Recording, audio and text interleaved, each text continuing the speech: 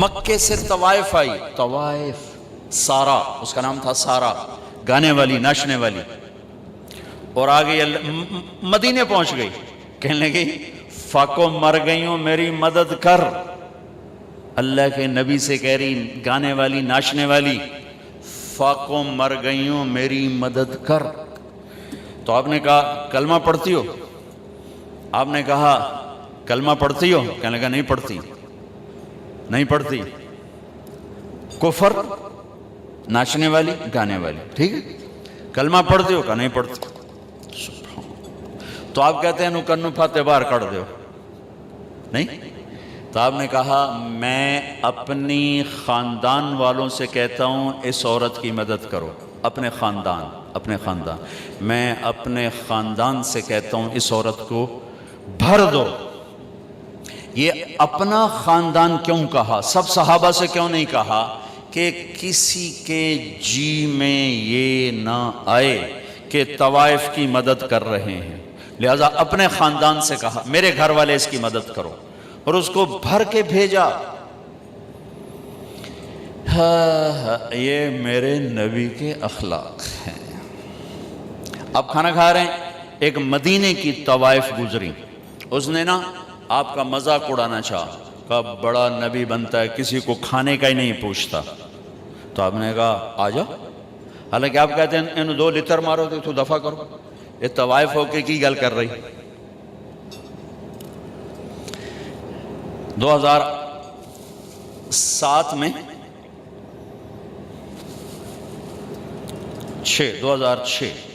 2006 میں نرگس میرے ساتھ حج پر تھی، لاہور کا گروپ تھا، اس کے ساتھ ہم گئے ہوئے تھے، اس کو تیار کیا تھا۔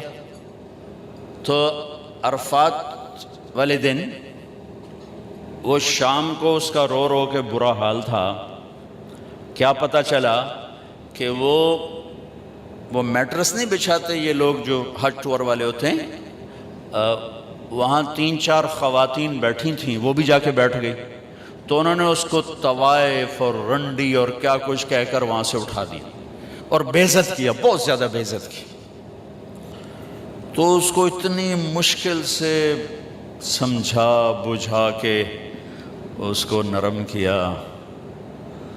میں نے کہا میں اب کس کے سامنے رونا روں، یہ وہ جگہ ہے جہاں میرا اللہ کہتا ہے اتنے گناہ لے کر آؤ جتنے بارش کے قطرے ہیں معاف کر دوں گا، اتنے لے کر آؤ جتنے ریت کے ذرے ہیں معاف کر دوں گا، اتنے لے کر آؤ جتنے درختوں کے پتے ہیں معاف کر دوں۔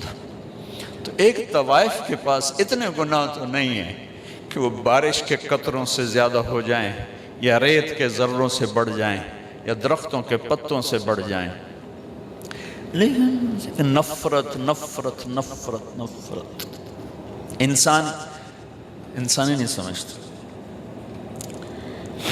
ایک ہوتا ہے پیسے کا تکبر، وہ بھی بڑا خوفناک ہے، ایک ہوتا ہے نیکی کا تکبر، یہ پیسے سے زیادہ خوفناک ہے۔ میری گل ذرا کان کھول کے سنیں آجے، ایک پیسے کا تکبر ہے، یہ بھی بڑی بھیڑی شے ہے، لیکن نیکی کا تکبر اس سے بھی زیادہ ہوتا ہے۔ یہ آدمی کو ایسے ہی گراتا ہے اللہ کی نظروں سے جیسے بڑے بڑے گناہوں سے انسان اللہ کی نظروں سے گرتا ہے۔ اس کا یہ میں نے آپ کو نمونہ دکھایا ہے کہ اٹھ جا یہاں سے، طوائف ناچنے والی، وہ تو توبہ کرنے گئی تھی وہ، اور اس نے کی توبہ، گھر بیٹھ گئی۔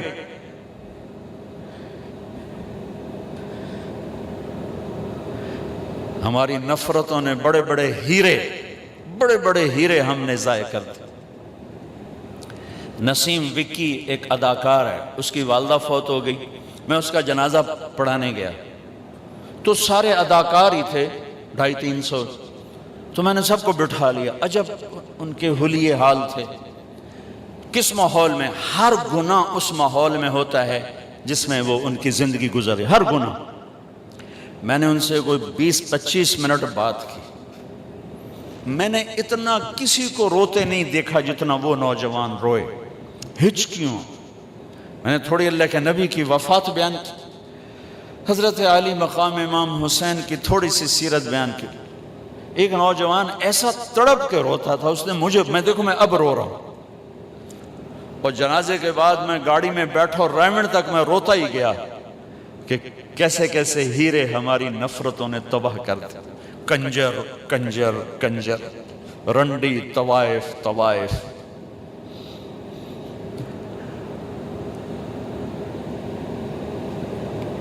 کون جسم کو بیچتی، کس نے گھنگرو بندھا پہنائے، کس نے اس کو جسم فروشی پہ مجبور کیا؟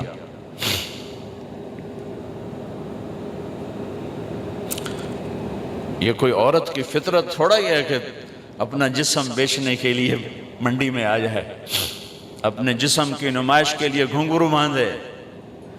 یہ تو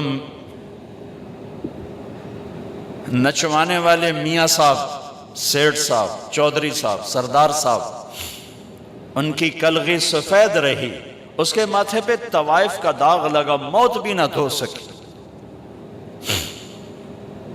میرا ضلع ملتان ہے، 1818 میں رنجیت سنگھ نے ملتان فتح کیا تھا، مظفر خان سے حکومت چھینی، شہید ہوئی، تو اس نے 3 بازار حسن بنائے، ایک ملتان میں، ایک کیروڑ پکا میں، ایک تلمبا۔ تلمبا میرا ہوم ٹاؤن ہے، میرے گاؤں سے 3 کلومیٹر۔ آج سے کوئی 10 سال پہلے میں نے وہاں، مجھے خیال آیا کہ یہ اگر قیامت کے دن انہوں نے گریبان پکڑ لیا کہ ساری دنیا میں تبلیغ کی اور ہمیں آ کے نہ بتایا تو ہم تو مارے گئے۔ وہاں طوائفوں سے ملنا شروع کیا، ان کو کبھی گھر بلایا، کبھی ان کے پاس۔ جب پہلی دفعہ ان سے ملاقات ہوئی تو ہمارے ایک ساتھی نے کہا، بیٹیو ہم آپ پہ عزت کی چادر ڈالنے آئے ہیں۔ ایک چھوٹا سا جملہ ہے، ایک جملہ ہے، ہم آپ پہ عزت کی چادر ڈالنے آئے ہیں۔ تو وہ ایسے روئیں جیسے کوئی دکھوں کا مارا روتا ہے، کہنے لگیں یہاں تو کپڑے اتارنے آتے ہیں لوگ،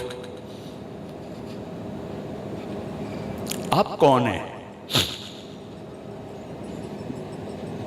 جو ہم پہ چادر ڈالنے آئے ہیں؟ یہاں تو لوگ کپڑے اتارنے آتے ہیں۔ کپڑے اتارنے والے اسی طرح میاں صاحب ہیں، ان کی عزت پہ کوئی فرق نہیں آیا، وہ طوائف بن گئی۔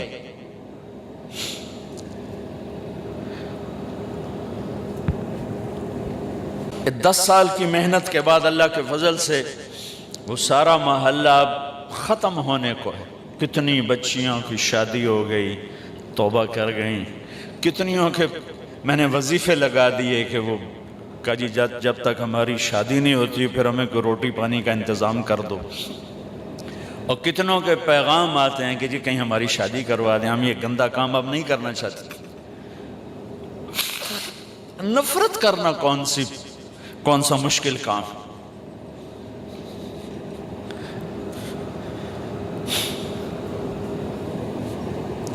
وہ طوائف کہنے لگی یہ کیسا نبی ہے جو کسی کو پوچھتا ہی نہیں۔ آپ نے کہا آجا، تو بھی آجا، بٹھا لی۔ وہ تو آپ کو غصہ دلانا چاہتی تھی، کہنے لگی میں ایسے نہیں کھاؤں گی، جو تیرے منہ میں ہے وہ نکال کے مجھے کھلا۔ اور ہماری پنجابی کی مثال ہے کبا، سمجھتے ہیں کبڑا، کبے نو لت لگی وہ سدھا ہو گیا، ان کو اسے لت ماری وہ سدھا ہو گیا۔ اور اس نے تو اللہ کے نبی کا مذاق اڑایا، وہ اس کو سیدھا پڑ گیا۔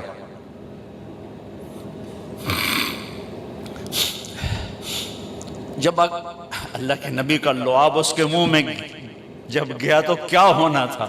جو ہی آپ کے منہ کا نوالا اس کے منہ میں گیا، اس نے وہیں کلمہ پڑھ لیا اور مدینے کی حیادار پاک دامن عورت بن گئی۔ میرے بھائی بہنوں، زندگی کی خوبصورتی حج سے نہیں ہوگی، نماز سے نہیں ہوگی، روزے سے نہیں ہوگی، ذکر و تلاوت سے نہیں ہوگی۔ ہاں، یہ ہماری فاؤنڈیشن ہے، ہماری بنیاد بنے گی۔ بنیاد کے بغیر عمارت نہیں بنتی۔ اگر زندگی کو خوبصورت بنانا ہے، اس میں حج بھی ایک عمل ہے، تو اپنے اخلاق خوبصورت، نبی والے اخلاق سیکھیں۔ آپ کا گھر خوبصورت، آپ کا زندگی کا سفر خوبصورت، آپ کی اولاد آپ سے خوش، آپ اپنی اولاد سے، آپ کی بیوی آپ کو دعائیں دے گی، آپ اپنی بیوی کو دعائیں دیں گے اگر نبی والے اخلاق زندہ ہو جائیں۔